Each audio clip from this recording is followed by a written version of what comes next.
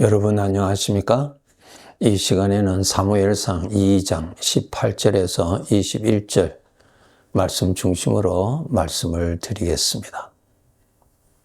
여러분, 우리는 피조물이죠. 나 스스로 내가 창조한 것이 아니죠. 나의 부모님이 나를 창조한 것도 아니죠. 나를 창조하신 창조주가 하나님이십니다. 그렇기 때문에 나 자신은 하나님의 것입니다. 주인의 것입니다. 이 점을 알고 인생을 살아야 합니다. 우리는 죄의 사상에 영향을 받아서 내가 주인이라고 하는 그 생각에서 일생 동안 삽니다. 완전히 속고 사는 것입니다. 엄연히 주인이 계십니다. 그리고 나의 삶은 주인이 보시는데 앞에서 사는 것입니다. 그렇기 때문에 우리가 이 땅에서의 삶을 다 마치면은 이 세상을 떠나 영원히 살 곳으로 가는데, 그때 주인이 되시는 하나님 앞에서 이 땅에서 산 삶에 결산하는 심판이 있습니다. 그렇기 때문에 우리가 이 세상을 단지 주인도 없고 내가 주인이고 나를 위해서 살고 나의 만족을 위해서 살고 나의 소원을 위해서 산다면은 창조주 하나님 앞에서 결산받을 때는 헛되이 산 삶으로 결산이 될 것입니다. 헛되이 산 삶뿐만 아니라 바로 주인을 대적하는 죄를 짓고 산 삶으로 결산이 됩니다. 그렇게 되면은 영원한 형벌을 받게 됩니다. 이 점을 알고 우리가 깨어서 살아야 됩니다. 우리는 누구 중심으로 살아야 되는가 하면은 나의 주인 중심으로 살아야 합니다. 주인이 좋아하시는 것 중심으로 살아야 되고 주인이 인정하시는 삶을 중심으로 해서 살아야 합니다. 그렇게 해야 나중에 결산할 때 좋은 점수가 나와서 우리 각자의 영원한 삶의 영광이 주인으로부터 주어집니다. 누가복음 12장 18절부터 보면은 예수님께서 말씀하신 비유가 있습니다. 어리석은 부자의 비유가 있습니다. 오늘날 우리를 비유로 설명해 주십니다. 어떤 사람이 열심히 수고해서 이 세상의 것을 많이 소유하게 됐어요. 너무 많으니까 창고를 많이 세워두고 많이 쌓아두었습니다. 그리고 그가 하는 말이 이제 내가 먹고 마시고 즐기고 참 쉬면서 내가 살리라, 그렇게 말하죠. 이것이 오늘날 우리들의 생각들이죠. 그런데 말입니다, 주님께서 이 비유에서 하신 말씀이 있습니다. 하나님께서 그 사람에게 말하기를 어리석은 자여, 어리석다 그랬습니다. 오늘 밤에 내가 너를 불러가면은 너의 것이라고 쌓아둔 것이 과연 누구의 것이 되겠느냐 하는 것입니다. 본인은 나 자신을 위해서 쌓아두었다고 하지만은 그것이 오늘 밤에 하나님이 불러가신다면은 나를 위해서 쌓아둔 것이 안 된다는 것입니다. 헛수고했다는 것입니다. 잘못 살았다는 것입니다. 오늘날 세상 사람들의 기준으로 볼 때는 이 사람은 성공했어요. 많은 부를 축적했으니까요. 그러나 주인이 보실 때는 헛된 삶을 살았습니다. 여러분, 우리가 꼭 알아야 될 것이 우리 사람은 영원히 사는 사람입니다. 이 땅에서 많은 것을 소유해서 많은 유익과 즐거움을 누린다고 합시다. 예, 그렇게 될 수 있죠. 그런데 그것이 얼마 동안 갈까요? 영원히 갈까요? 아니죠. 잠깐 가죠.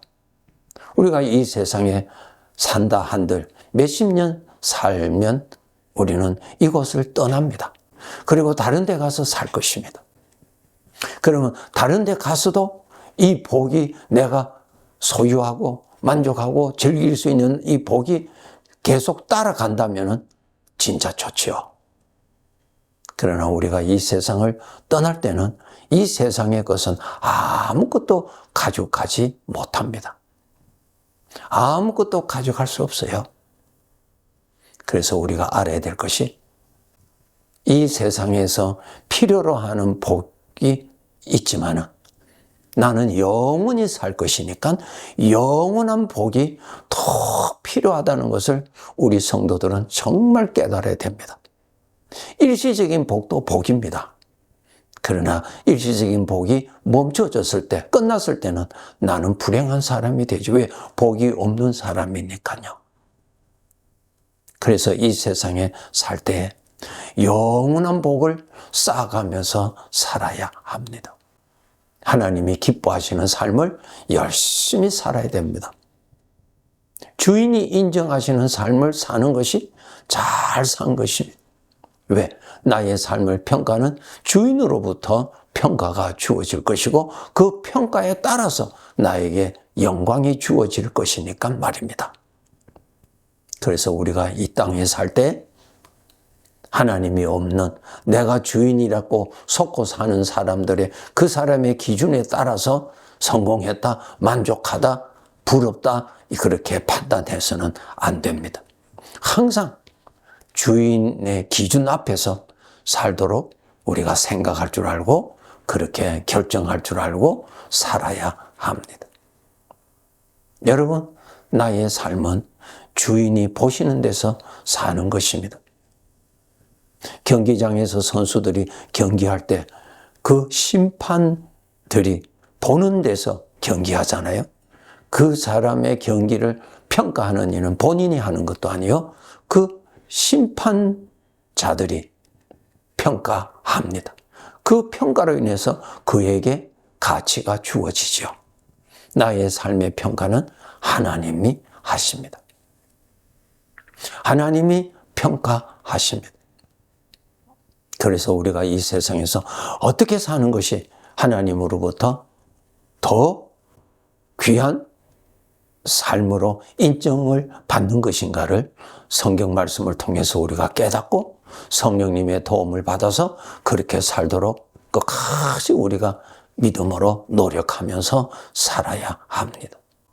내가 사용하고 있는 이 모든 것 다 주인의 것입니다. 우리가 먹는 양식도 주인의 것이죠. 하나님이 다 만드신 것입니다. 농부가 만든 것 아니죠. 기술자가 만든 것 아니죠. 하나님이 다 만드신 거 우리가 먹습니다. 저 태양도 하나님의 것이죠. 마시는 공기도 하나님의 것이죠. 물도 하나님의 것이죠. 하나님이 안 주신다면 우리가 몇 분 동안 살 수 있겠습니까? 하나님께서 마실 수 있는 공기를 안 주신다면 우리가 살 수 있겠어요? 살 수 없습니다. 하나님의 것으로 삽니다, 여러분. 하나님의 도우심으로 삽니다. 특별히 우리 신앙생활을 하고 있는 우리 성도들, 정말 하나님의 도우심으로 우리가 믿음 생활을 할 수 있는 것입니다. 하나님이 안 도와주시면 우리는 믿음 생활 할 수가 없습니다. 절대로 할 수 없습니다. 하나님이 도와주시니까 신앙생활 하는 것입니다. 그래서 믿음 생활은 하나님의 선물입니다. 전부 다 하나님의 것으로 우리가 살고요. 하나님의 은혜로 믿음 생활하고 있는 것입니다. 나 자신도 내 것 아닙니다. 하나님의 것입니다. 그렇기 때문에 하나님이 주인의 결정에 따라서 나를 얼마든지 이 세상에서 거두어 가실 수가 있습니다. 이웃 사람이 나의 생명을 이렇게 마감케 하는 살인을 했다면 그 사람은 살인죄가 됩니다. 남의 것을 살인했으니까요. 그런데 하나님은 우리를 거두어 가실 때 살인죄가 아니죠. 주인이 거두어 가시는 것입니다. 그렇다고 내가 내 목숨을 내가 이렇게 끝나게 했다. 그것도 살인죄입니다. 왜? 내 것이 아니기 때문에 살인죄예요. 다 죄입니다. 그것만 봐도 나의 주인을 여러분 깨달을 수 있죠? 하나님이 나의 주인이십니다. 전부 다 하나님의 것으로 내가 삽니다. 하나님의 은혜로 살고요. 하나님의 도우심으로 삽니다. 하나님의 보호 속에서 삽니다. 그렇게 사는 우리가 죄로 말미암아 하나님을 부인하고 하나님을 모시지도 않고 하나님을 알지도 못하고 내가 주인이라고 하는 완전 거짓말에 속아서 마귀를 섬기고 사는 불행한 자가 되어 있는 것이 우리 사람들입니다. 그런데 우리 구원받은 자들은 이제 하나님의 은혜로 우리가 구원받았어요. 하나님이 나의 주인이라는 것을 깨달았어요. 그런데 깨달았는데 또 우리가 정신 차리지 아니하면 내가 주인이다라고 하는 옛날 죄의 습관 따라서 그러한 생각에서 또 살아가게 되는 것이 우리들입니다. 주일날 교회 가서 예배할 때는 하나님 아버지라고 찬송하지만 평상시의 삶에 있어서는 내가 주인으로 살게 되는 것입니다. 그래서 우리가 항상 깨어서 살아야 돼요. 여러분 욥기서 아시죠? 욥기서 아시죠? 욥의 신앙이 무엇입니까? 하나님의 것이라는 것을 잘 알고 살았어요. 하나님 앞에서 살았어요. 그에게 큰 어려움이 왔어요. 재산을 다 빼앗기게 되는 어려움이 왔어요. 그 다음에는 사랑하는 자녀들을 다 잃는 큰 슬픔을 만났어요. 그때 욥이 어떻게 했습니까? 내 것이 다 없어졌구나. 내 것이 다 없어졌구나. 그렇게 하지 않았잖아요. 주시니도 하나님이시요 거두시니도 하나님이시요. 여기에 꼭 알아야 될 거예요. 욥은 전부 다 하나님의 것으로 살았다는 것입니다. 하나님의 은혜로 살았다는 것입니다. 우리가 이 신앙 가지도록 정말 노력해야 돼요. 다 하나님의 것이요. 그렇게 살 수 있는 믿음도 하나님의 것이요. 자기 자신도 하나님의 것이요. 자식도 하나님의 것이요. 부모 것이 아니죠. 재산도 하나님이 맡기신 것이죠. 내 것 아니에요. 얼마든지 나에게서 떠날 수가 있죠. 하나님의 것으로 살기 때문에 오늘 하루를 살아갈 때 하나님의 은혜에 감사하면서 사는 것이 마땅한 것입니다. 그런데 우리는 죄의 충동으로 인해서 나의 욕심을 얼마나 채웠는지 그것이 욕심이 채워지지 아니함으로 인해서 마음의 실망감을 가지고 있는데 거기는 전혀 주인이 없습니다. 밝은 낮도 하나님의 것이요. 태양도 하나님의 것이요. 따뜻한 것도 하나님의 것이죠. 하나님이 나를 살려주시는 것입니다. 이러한 하나님을 섬기고 이러한 하나님을 높이고 이러한 하나님을 사랑하고 살아야 함이 마땅한데 그렇게 살지 못하는 것은 죄로 인하여서 죄가 준 생각에 빠져서 죄로 준 사상에 빠져서 살고 있기 때문에 그래요. 그래서 우리 성도들 꼭 하나님을 더 이전보다 더 가까이 하셔서 죄의 사상이 나에게서 벗어지도록 빛이 되시는 하나님께로 가까이 갈수록 어둠이 나에게서 벗어지죠.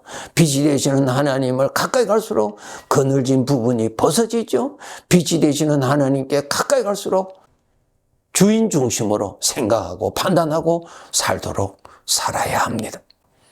반드시 우리는 이 세상의 삶을 마치면 주인이 거두시는 날 우리는 심판받습니다. 사도 바울이 고백했던 것처럼 내가 이제 떠날 때가 되었구나. 내가 그동안 선한 싸움을 싸우고 달려갈 길을 마치고 믿음을 굳게 지켰으니 이제 후로는 나를 위하여 주께서 나에게 상을 주실 것이라. 이러한 심령을 가지고 이 세상을 살아가야 합니다. 여러분의 믿음의 눈앞에 주인 되시는 하나님이 계시도록 꼭 하나님 모시고 하나님 앞에서 살도록 노력하세요. 노력하세요. 감사하면서 살아야 합니다. 주인 잊지 말고 사세요. 꼭 주인 앞에서 겸손하게 살고 주인의 마음을 기쁘시게 하고 주인의 이름을 높이도록 살도록 더욱더욱 노력합시다.